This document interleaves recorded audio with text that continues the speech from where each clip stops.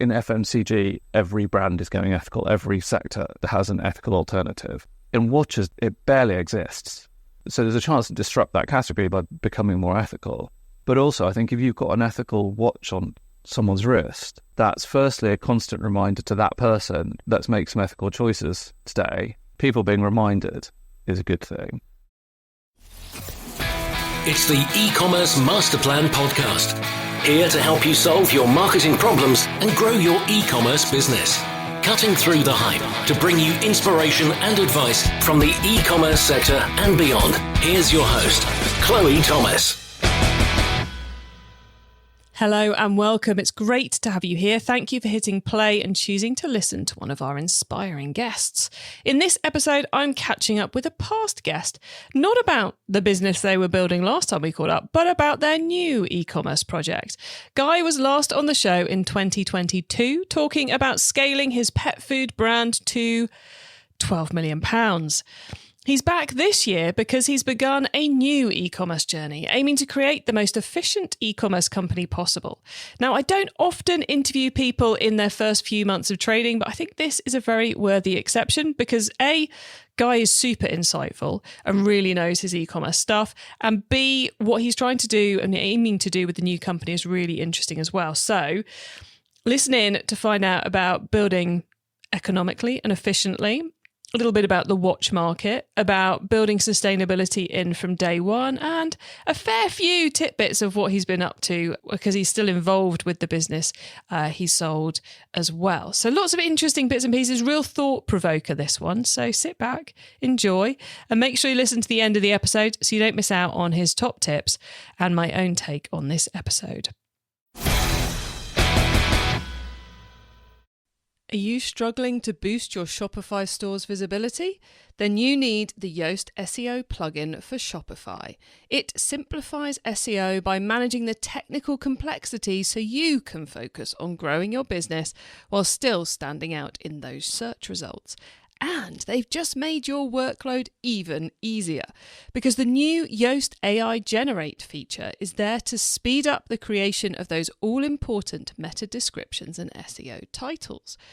With just a click, it generates multiple AI-powered meta descriptions and title suggestions, quickly enhancing your store's visibility in search results. This is AI done right. You're in control, deciding what works best for your store.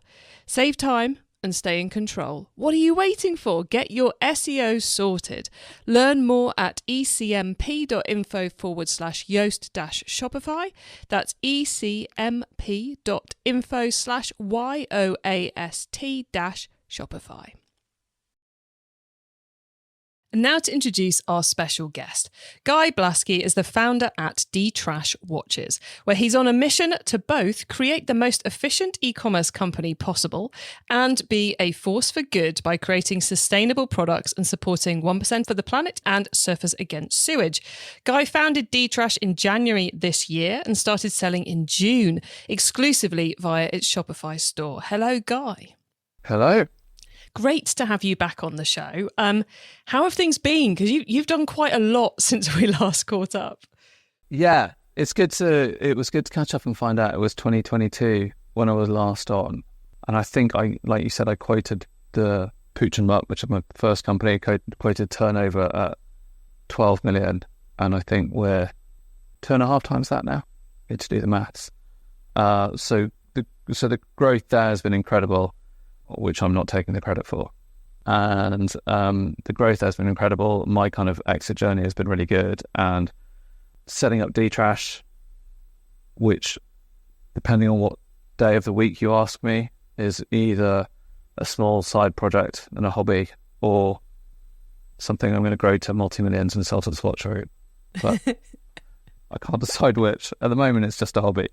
So you've built a hugely successful e-commerce business, done what sounds like one of the most perfect exits ever because you're happily still involved a couple of years on and they are growing fast and doing some really cool stuff.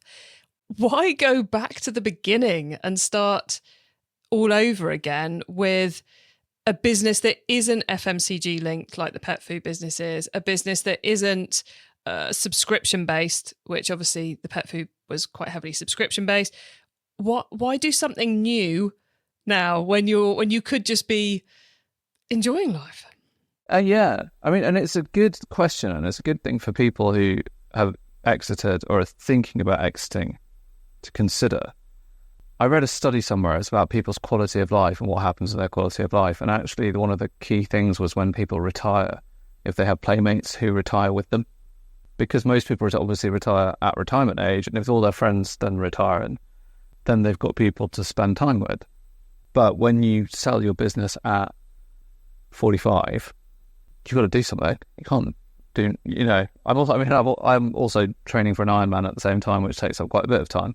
But you kind of need to do something, and you need to do something with other people. And while you can do things like have fun and go running and play golf or whatever, there's not that many people of your age to do that with, which is one of the reasons why I enjoy staying involved with Pooch and Mutt and helping the team at Pooch and Mutt, much more in an advisory role now and a non-exec advisory role. And then one of the reasons for starting Detrash was to kind of do something and have a bit of fun. And I quite like that. I like the idea of raising some money for charity. And I think this way of raising money for charity is probably a better use of my skill set, which, like, let's say I could grow this. I've signed up for 1% of the planet, and we're giving money to Surfers Against Sewage. But let's say I enshrine that into the company and I can get the Swatch Group to buy this and I can be selling millions of watches a year. Well, that's a huge amount of money that would therefore go to charity, which is far more than anything I could ever do on my own. It's a lot more than you could get running a jumble sale, a coffee morning, or even sponsorship for an Ironman, isn't it? Exactly. But also, even if I kind of invested some of my exit money and was willing or wanted to give that to charity, investing the same amount of money into growing a platform that then gives to charity should mean more money goes and it makes more of a difference. Obviously, there's a risk of that not working, but it should do. So why watches? There's the passion answer, which is I really like watches. I really like design, and actually design, like, watches are basically all about design and brand and making stuff. And one of my fondest memories when I started Pooch and Mutt is the first time you go into a shop and you see something on the shelf. And that was always my motivation, was to kind of get products into people's hands. And actually designing a watch and having fun with it. You can have fun with it and it goes onto someone's wrist.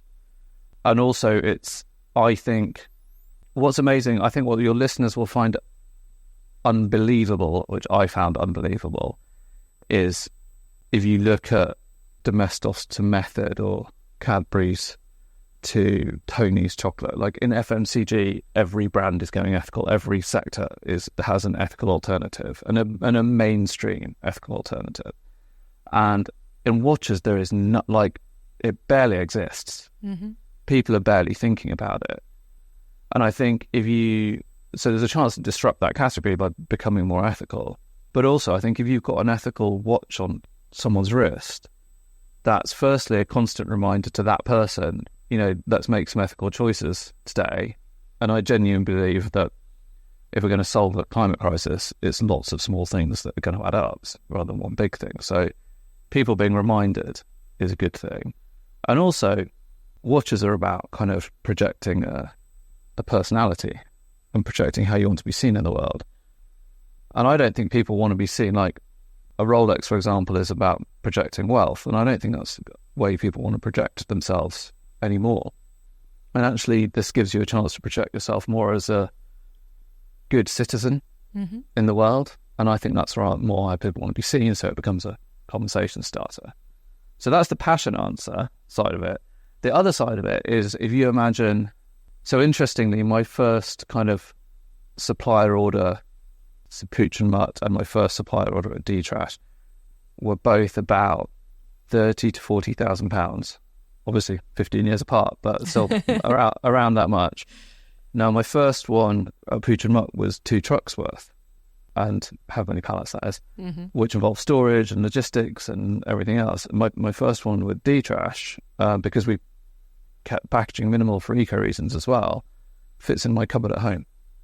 So I've now got something that, sits in my cupboard at home, has no shelf life, doesn't take up any room, is really easy to store, really easy to send out. So is the kind of business that you can do as a hobby. Theoretically, I can sell kind of 10 watches a year and they're still fine. In 10 years, someone can still buy that watch that's on my shelf now and it works perfectly. I love I think that point about the scale, the physical scale of the product and the AOV, etc., makes so much sense. But the other thing which really got to me with doing that was you were saying about the watch being on the wrist and provoking the conversation and being that constant reminder. On my wrist right now is a watch made by a previous podcast guest, Solios Watches from Canada. And I specifically bought it to provoke conversations with other people as much as to remind myself. So they go, oh, that's a nice watch. Where did you get that from? I got it from there. It's a sustainable watch because of X, Y, and Z. And I think we should make, those of us who want to try and push things forward should be making buying decisions along those lines to provoke the subtle conversation, not the hitting someone round the head. Yeah, I mean, look, it's called Detrash. It's not that subtle. And we've got ads out there that say made with trash. And we get loads of people who are like, oh, why have you put trash on it? I wouldn't want to wear something that's made with trash. And it's like, because you don't get it. And some of them I've argued back and I was like, yeah. They're like, why would you put trash in the name? I was like, because that's the point. It's made with trash. It's made with recycled stuff.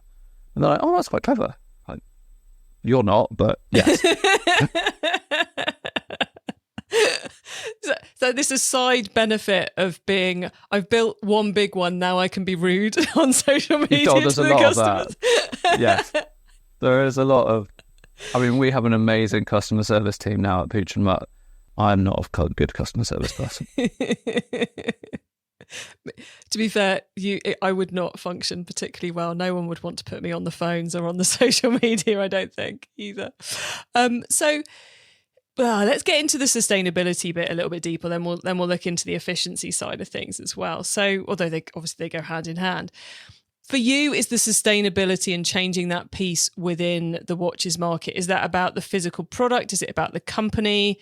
Is it about what happens to the product later in its lifespan? Or is it about the purpose part of supporting Surfers Against Sewage?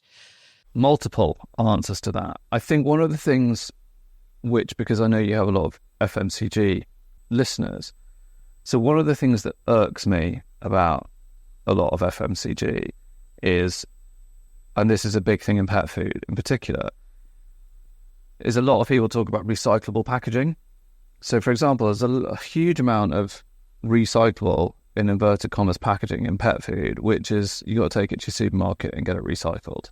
And actually that doesn't get recycled because people don't do it. And then people do put it in the recycling and it contaminates the recycling. So there's a lot of kind of greenwashing, which annoys me for a start. And also, I think it's the wrong way around. I think if we champion goods made from recycled, and Simple is a really good example of a business that they were the first people to go with a kind of dirty clear packaging, but it was clear that's because it was recycled.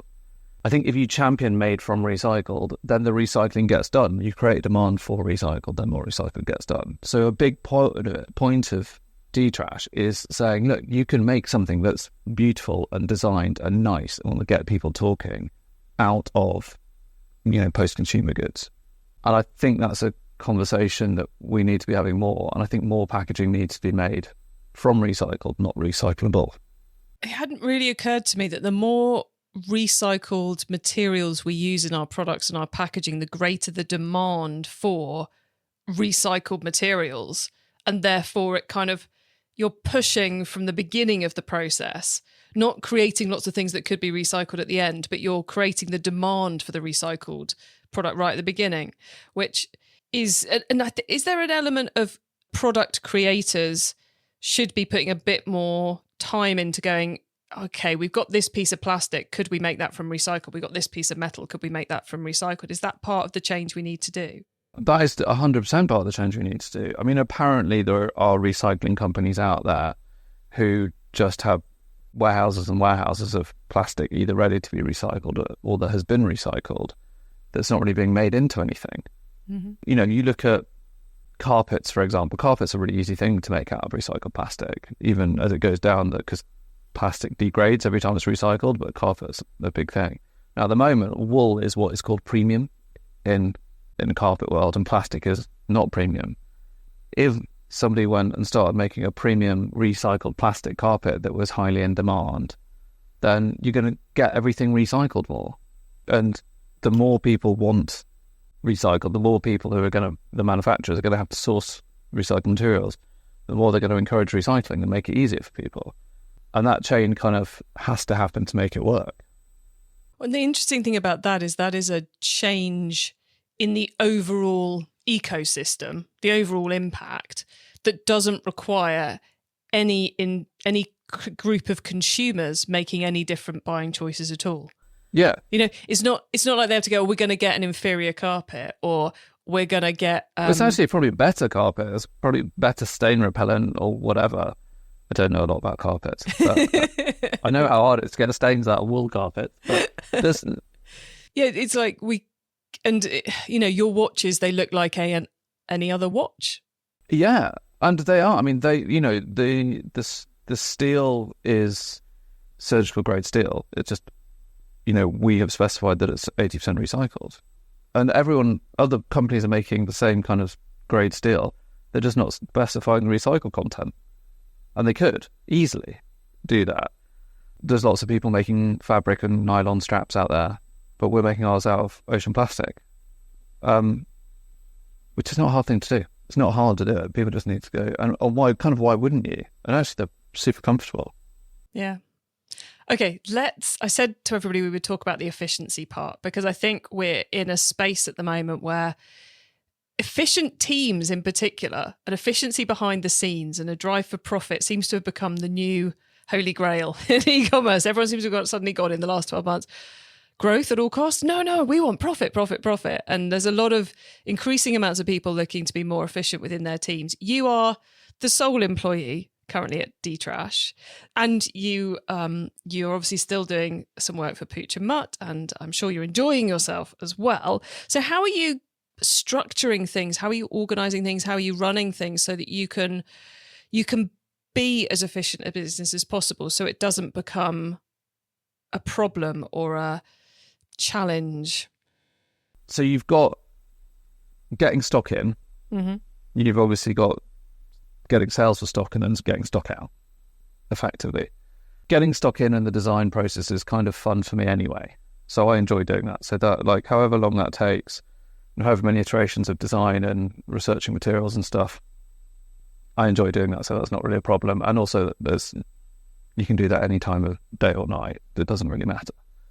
Getting the sales is interesting. So there's an amazing CrossFit shoe company called Rad Global who do a limited drop model. And I started by copying their model of going for limited drops, building a bit of hype, going for limited drops. And that kind of worked at the pre-sale a little bit, but then just kind of stopped working. Mm-hmm. And this is one of the fun things of doing something myself where it's just me now, and it doesn't matter if I get sales or don't get sales. I've recently stopped that model, but I didn't want to go to just an always on, you can order whenever you want, because that's quite inefficient. And then, someone places an order, they expect it to be sent that day and they want it in 2 days. So I've started a model where the sales are always on, but we're having what I call a dispatch windows. So at the moment, when we're recording mid-August, I've said there's a dispatch window at the start in the first week of September.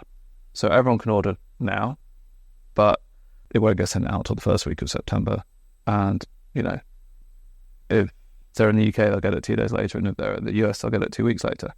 I think that's one of the differences with watches and dog food. It's like, if a dog food customer doesn't have the food when they want it, they'll switch to another brand because the dog needs to eat. Yes. With a watch, it's not the same. If you know it for a week, And also in watch world, it's wait lists are a common thing, and placing an order and not getting it for a year, 2 years, 3 years is normal in some brands. So that helps it be efficient to just say, right, place it and you'll get it in the future. You can secure your watch and you'll get it in the future, which is great. And then, so that's on the kind of sales side. And I am the only employee, but I do have someone doing PR for me freelance. And I did a lot of the meta ad stuff myself, and I just brought someone else in who can do that better than me to look over it. So I've got a bit of help on that side. And then the dispatch side. So in the early days of Pooch and Mutt, you know, I was getting orders.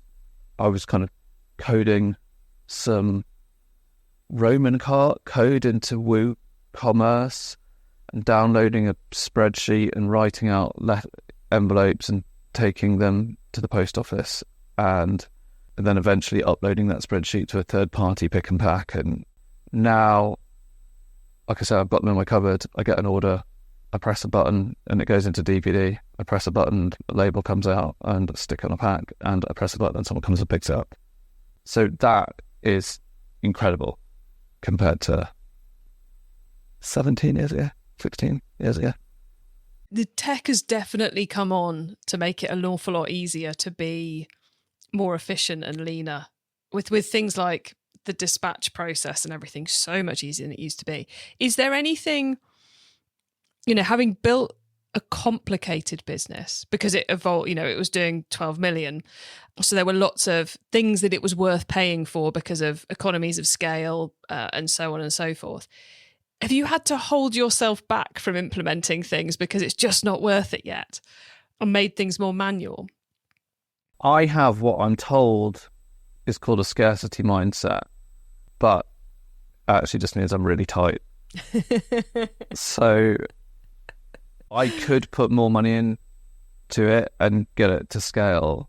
But I also, you know, and part of what I'm doing is because I do some mentoring. I do mentoring pro bono with Imperial, and I do some paid mentoring, and I do some advising and non-execing and stuff like that. And the majority of the time, I'm teaching people how to bootstrap. I've had someone come to me and they're like, right, I'm trying to raise 200 grand and this is what I want to do, and I'm going to do this. And I sat with them for an hour and I worked out how they could get their business going to 3 grand that they had and could get it going and could become operational. And it wasn't exactly how they wanted, but it was a good enough version to then prove your concept and then actually go out and raise money as a business, not as an idea. And that's generally what I try and help people with.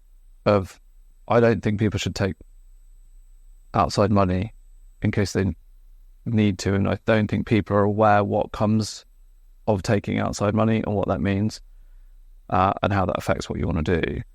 So a little bit is I will need to put my not money where my mouth is with this, and I kind of want to show that, like, yeah, it'd be easy to hire a team. I now know from Pooch and Mutt what team we would need to hire, who they'd need to be. You know, we have a very well connected team that could help me hire and do everything properly. But I don't really want to do that because I'm doing that anyway. Like, I'm doing that day to day. But Pooch and Mutt, where I'm, you know, as I said, I'm still kind of on the board and advising. I still have that business. I want to kind of start it again as a proper startup. E-commerce Master Plan is supported by some of the greatest companies in the e-commerce sector. Here's a reminder of who they are. Are you struggling to boost your Shopify store's visibility? Then you need the Yoast SEO plugin for Shopify. It simplifies SEO by managing the technical complexity so you can focus on growing your business while still standing out in those search results. And they've just made your workload even easier because the new Yoast AI Generate feature is there to speed up the creation of those all-important meta descriptions and SEO titles. With just a click, it generates multiple AI-powered meta descriptions and title suggestions, quickly enhancing your store's visibility in search results. This is AI done right. You're in control, deciding what works best for your store. Save time and stay in control. What are you waiting for? Get your SEO sorted. Learn more at ecmp.info/Yoast-Shopify. That's ecmp.info/YOAST-Shopify. It's time for the top tips round. Okay, I love this section because it gives me and our listeners some really quick ideas for taking our businesses to the next level. So, Guy, are you ready for the top tips? Yeah. Okay, the book top tip. If everyone listening to this podcast agreed to take Friday off and read a book to make their business better, which book would you recommend? Right, so last time I was on, I went very philosophical with this answer. And I still will stand by my everybody should read William B. Irvin's The Ancient Art of Stoic Joy. However, I'm now talking to Chloe and Mike Stevens, who's a friend of mine. His book, the D2C Playbook, is on the shelf behind.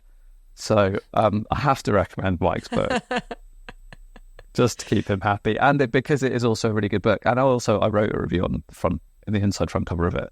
So I would definitely do that. But I'm going to give you a couple of others as well. One is a book called Rocket Fuel by Gino Wickman.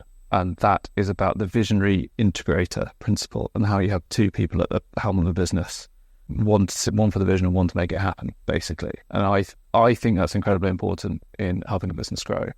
And I'm going to throw in some shade and negativity. Do not spend your time as a startup reading Byron Sharp's How Brands Grow. And I don't care who else has recommended it.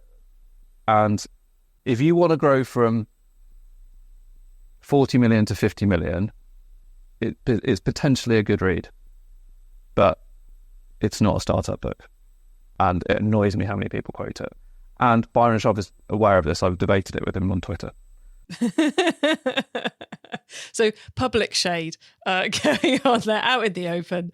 But yeah, it's often as good to get a no, don't read that yet. That's not for you at this point in time, as it is to get a recommendation, isn't it?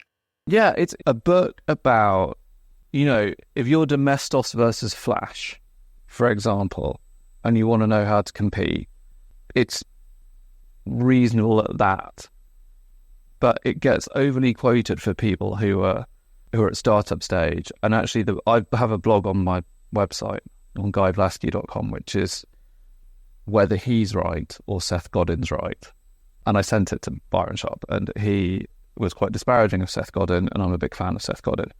So I'd go the Seth route, not the Byron route. There we go. Okay, the traffic top tip. Which marketing method do you either prize above all others or think doesn't get the press it deserves? By the way, I'm really bad at answering questions directly. So this is something somebody else said to me, and I say to lots of other people, and I'm now doing it myself, and people hate doing it. But the answer to this is ask your top 50 customers. Build a relationship with your top 50 customers. Say to them, where did you find out about this product? Why did you buy it? Like, do some qualitative research with people that buy from you. Because there's no point in me saying LinkedIn's brilliant or video is brilliant. And also, don't chase traffic. Because if you want to get, I set up a Advantage Plus campaign on Meta and got massive traffic from 65-year-old people who had nothing better to do. Like, I could see the analysis afterwards, and I was like, they weren't buying. They're not the customers I want. Nothing wrong with 65-year-old people, just not what we're going with the brand. But I think the answer is learn from your customers, the people who buy from you, because you want more of them. Love it. Customers always have all the answers. You just have to listen to them. The tool top tip, maybe a collaboration tool, a social media plugin, a phone app, or just a way of working. Is there a cool little tool you use that makes you and your team more efficient from day to day? Again, I'm not answering the question properly, but the answer is learn budgeting. Learn how to budget properly and report against budget. And when you're at a certain size, instigate something called 445 accounting, which is a way that you can break a year down into weeks, which means you can set targets against weeks and report against weeks as opposed to months, which makes things easier. Fancy tools are irrelevant if you can't get the basics right. And I talk to so many people who don't understand the basics of budgeting, and it ain't sexy, but that's going to make or break businesses as they scale.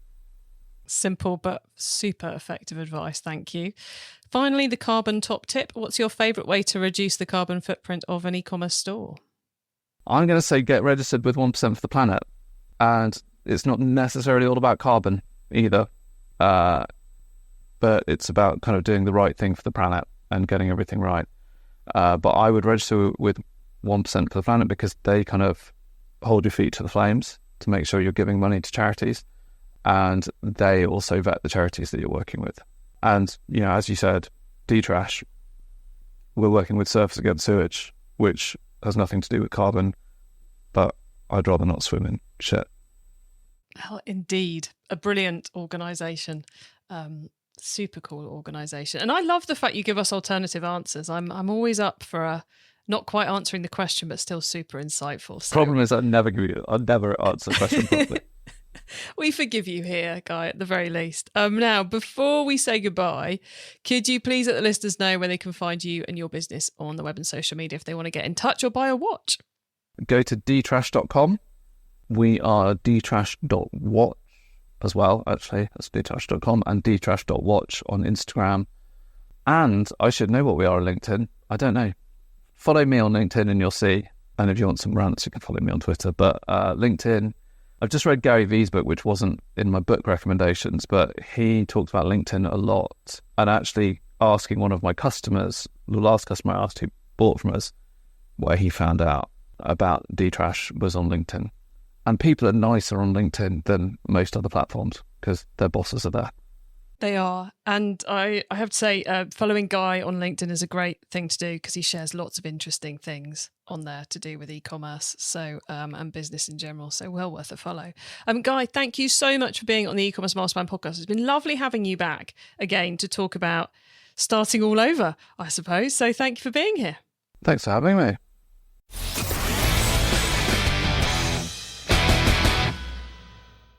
Great to catch up with Guy there. Definitely one of those episodes where you're going to leave with some big thoughts milling around and a few little clever tactics as well. And I think it's going to be fascinating to see what he does with Detrash. So I highly recommend following him on LinkedIn to find out. You can get your hands on our notes from this episode, including those top tips and links to the things we mentioned by heading over to ecommercemasterplan.com. Or you can use our direct episode short links. Just put ecmp.info/ the number of this episode into the URL bar and you'll be redirected straight to the correct page on the website. When you get to the website, you can, of course, add yourself to our email list so you don't miss out on any of the many other things I share to help you improve your business. If you want to hear more of Guy and find out more about what he had been up to at Pooch and Mutt, then you want episode 396, where he's talking about how he scaled Pooch and Mutt to over 12 million, where he will also be having a rant about packaging materials and the recyclability or not thereof. And if you want more on early stage startups, then head to ecmp.info/startup, where you will find a page on the website that details all our episodes with startup founders. Thank you for tuning into this and every episode of the E-commerce Masterplan podcast. I bring you a new interview every week because I want to inspire and help e-commerce business owners like you to try and succeed and thrive with your businesses, including progressing along the path to net zero. So if you know someone this show can help, please tell them to listen to the E-commerce Masterplan podcast. I hope you have a great week and don't forget to keep optimizing. Thank you for listening to the E-commerce Masterplan podcast. Find out more at ecommercemasterplan.com/podcast. Get your SEO sorted with the Yoast SEO plugin for Shopify.